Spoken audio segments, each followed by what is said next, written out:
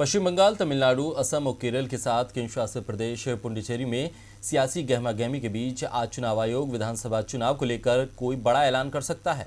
चुनाव आयोग ने आज शाम 4:30 बजे दिल्ली के विज्ञान भवन में प्रेस कॉन्फ्रेंस बुलाई है।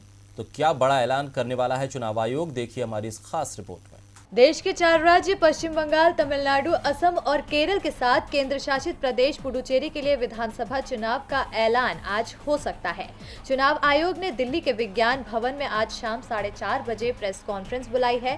माना जा रहा है आज की इस प्रेस कॉन्फ्रेंस में चुनाव आयोग इन 5 राज्यों के लिए अधिसूचना जारी कर सकता है और इसी के साथ इन राज्यों में आज से आचार संहिता लग जाएगी। माना जा रहा है कि बंगाल में 5 से 7 चरणों में चुनाव हो सकता है, जबकि असम में 3 चरण में चुनाव हो सकता है।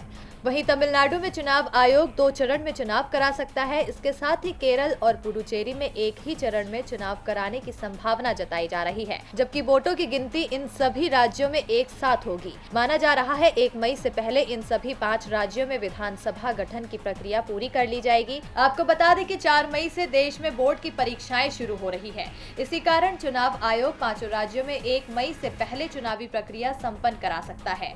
चुनाव आयोग ने अपनी तैयारी पूरी कर ली है। पश्चिम बंगाल और तमिलनाडु के सियासी हालात को देखते हुए चुनाव आयोग इन 2 राज्यों में सबसे पहले चुनाव संपन्न करा सकता है। बता दें कि पश्चिम बंगाल की 294 विधानसभा सीटों पर, जबकि असम 126, तमिलनाडु 234, पुडुचेरी में 30 और केरल में 140 विधानसभा सीटों पर चुनाव होना है। चुनाव आयोग के सामने तमिलनाडु और केरल में स्वास्थ्य मुसीबत के बढ़ते मामले को देखते हुए चुनाव संपन्न कराना सबसे बड़ी चुनौती है। हालांकि चुनाव आयोग का कहना है कि उन्होंने स्वास्थ्य मुसीबत के प्रोटोकॉल को ध्यान में रखते हुए तमाम उपाय किए हैं।